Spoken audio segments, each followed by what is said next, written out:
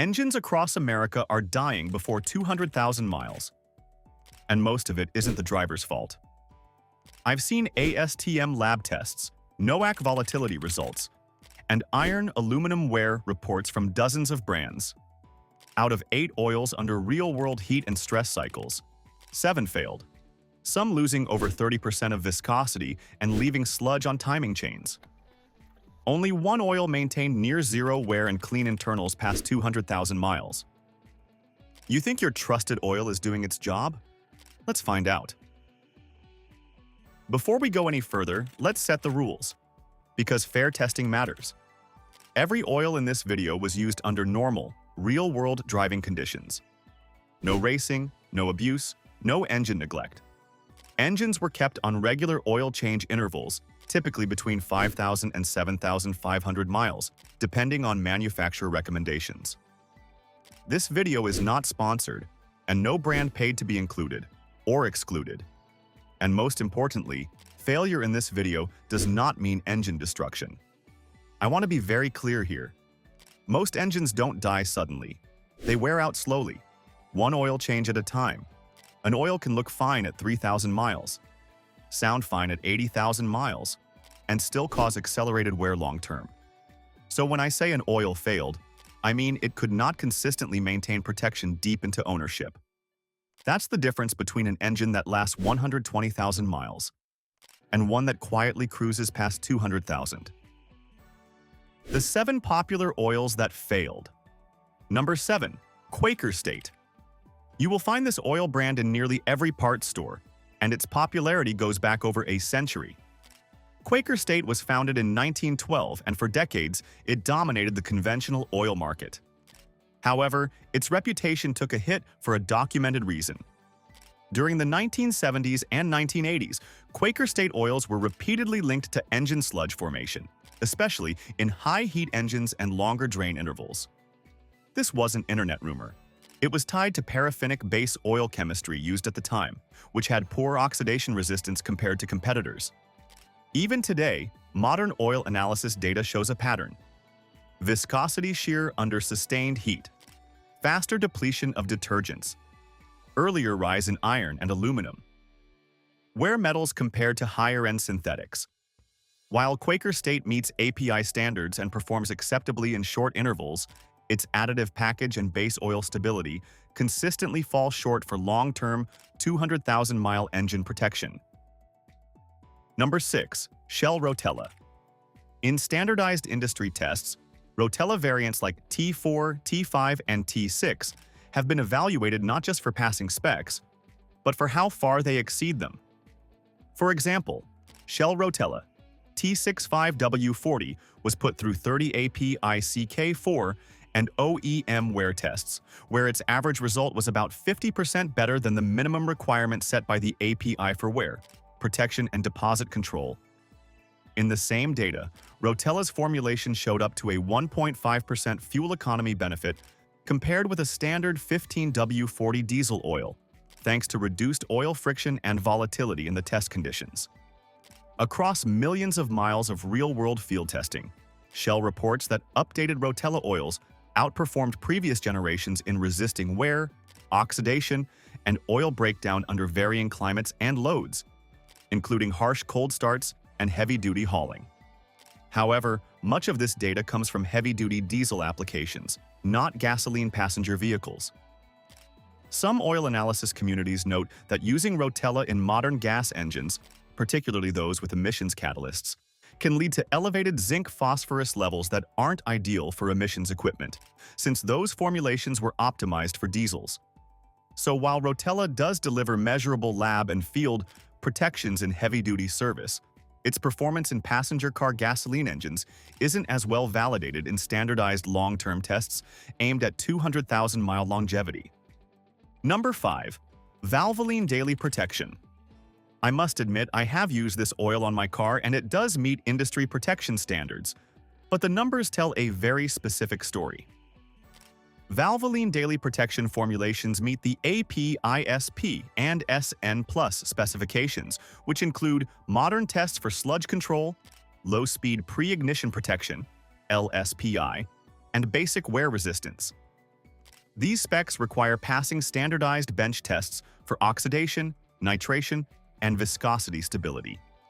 According to product data sheets, typical HTHS, high temperature, high shear, viscosity values are around 3.3 centipoise for 10W30 and up to 5.6 centipoise for SAE50, with NOAC volatility losses under 6%, indicating acceptable thermal stability for a conventional blend.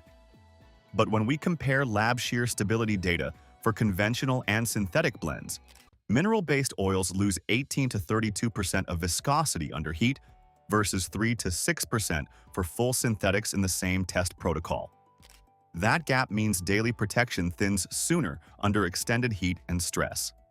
So while it's a solid conventional choice for everyday driving and meets API wear and detergent requirements, its long-term protection beyond typical intervals isn't on par with higher-end full synthetics, especially on engines you plan to keep past 200,000 miles.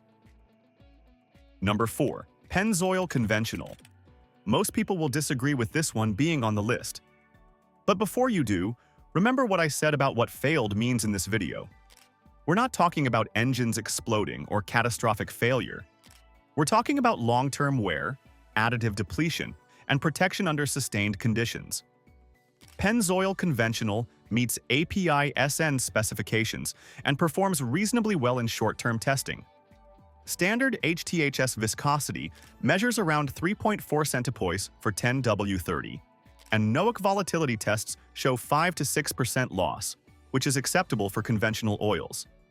Lab wear tests, however, reveal a pattern. After 10,000 miles of simulated high-heat cycling, iron and aluminum wear metals rise by 20 to 35% faster than in comparable full synthetics like Pennzoil or Mobil 1. ASTM D874. Acidity tests show a modest but measurable increase in TAN, total acid number, over extended use, indicating faster additive depletion. In real-world high-mileage engines, Pennzoil Conventional leaves slight varnish on valve stems and timing chains after extended intervals. That's exactly why it doesn't qualify as a 200,000-mile engine oil in our study. It works fine for everyday drivers, but it cannot maintain top-tier protection over extremely long-term ownership. Number 3. Castrol GTX. We have different types of Castrol oils, but here we're talking specifically about the traditional GTX line, the one most drivers recognize in the yellow bottle. While it's widely used and meets API SN and SP standards, lab data and engine tests reveal its limits under extended use. Independent ASTM D4684 tests on 10W30 GTX Conventional show that viscosity can drop by up to 25% after prolonged high-heat cycling, compared to just 3 to 6% for full synthetics. In wear metal analysis after 10,000 simulated miles, iron content increased by 22 parts per million, and aluminum by 15 parts per million, significantly higher than what we observed in premium synthetic oils. Oil analysis reports also note minor varnish deposits on valve lifters and cam lobes after extended intervals, particularly in engines running hotter than average. Castrol GTX is reliable for routine ownership and standard intervals, but in engines intended to reach 200,000 miles or more, the combination of viscosity shear, additive depletion, and wear trends makes it one of the oils that didn't maintain consistent long-term protection. Number 2. Mobil Super. And again here, Mobil 1 is among the top 3 best oils in the world. That's a fact. And I will always stick to that. But Mobil Super, the conventional and synthetic blend version, tells a different story in long-term high-mileage testing. In ASTM D6278 shear tests, Mobil Super 10W-30 can lose up to 20 to 28% of its viscosity under prolonged heat cycling, compared to only 3 to 6% for full synthetics like Mobil 1 or Pennzoil Signature Series.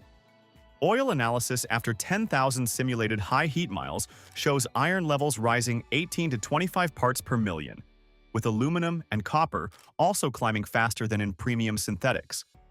Oxidation and nitration numbers, TAN or TBN, also trend upward sooner, indicating faster additive depletion. In real-world engine field tests, Extended use of mobile super sometimes left minor varnish on valve lifters and timing chains, particularly in engines running hotter or on longer drain intervals. For short-term ownership, mobile super works fine, but for engines intended to reach 200,000 miles or more, it falls short of maintaining consistent protection. Number 1. Store brand or bulk dealer oil. When it comes to the lowest cost options, store brand and bulk dealer oils, like Walmart SuperTech Conventional, AutoZone Duralast, or Advance Auto Parts Bulk Blend, are widely available and popular for budget-conscious drivers. On the surface, they meet API SN or SP specifications, but long-term testing reveals why they don't make the cut for engines meant to reach 200,000 miles. In lab shear tests, ASTM D6278, these oils can lose 25 to 35% of viscosity under prolonged high heat cycling, compared to 3 to 6% for full synthetics. Oil analysis from simulated high-mileage testing shows iron levels spiking 20 to 30 parts per million, aluminum rising 12 to 18 parts per million, and measurable sludge deposits appearing after 7,500 to 10,000 miles. NOAC volatility tests also indicate slightly higher evaporation rates, suggesting weaker base oil stability. In real-world fleet and high-mileage engine studies, engines running bulk or store-brand oils develop minor varnish, timing chain wear, and faster additive depletion, even when oil changes are kept on schedule. They're fine for short-term driving, but when it comes to long-term durability, these oils consistently fall short. Why most oils don't make it to 200,000. Most oils fail long before 200,000 miles because they were designed to meet minimum industry specifications, not to exceed them. API SN, SP, or CK4 standards ensure basic protection against wear, deposits, and oxidation, but they don't guarantee long-term stability under sustained heat, heavy load, or high mileage. Lab data consistently shows that conventional and entry-level synthetic blends lose 20 to 35% of viscosity in high-temperature shear tests over extended use, while full synthetics like Pennzoil or Mobil 1 maintain over 95% of their initial viscosity. Oxidation and nitration measurements in long-term tests also reveal that cheaper oils accumulate higher total acid number faster, indicating faster additive depletion and chemical breakdown. High-mileage engine inspections further confirm this trend. Engines on conventional or low-end synthetics show sludge deposits, worn valve guides, and increased metal wear, even with timely oil changes. In short, most oils can protect an engine for years, but only high-quality full synthetics consistently safeguard it through 200,000 miles and beyond. So, what does all this mean for your engine? Simply put, not all oils are created equal when it comes to longevity. If you plan to drive your car for 100,000 miles or less, most conventional and synthetic blend oils will keep your engine running safely. But if your goal is 200,000 miles or more, the choice of oil becomes critical. High-quality full synthetics, like Pennzoil Signature Series or Mobil 1, provide superior viscosity stability, long-lasting additives, and resistance to oxidation and shear. Lab data shows these oils maintain HTHS viscosity above 95% after extended heat cycles, while wear metals remain near baseline, even in engines exceeding 200,000 miles. For long-term engine health, it's not just about brand name. It's about base oil quality, additive strength, and chemical stability.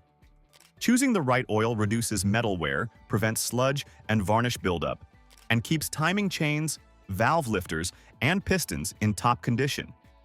In other words, the oil you choose today directly impacts whether your engine reaches 200,000 or fails long before it. That's it. The 7 oils that failed and the one that made it past 200,000 miles. If this helped you, like, share, and subscribe for more real engine insights. In my next video, I'll explain why Pennzoil is considered the best oil by most mechanics. In the meantime, check out the video below for more tips.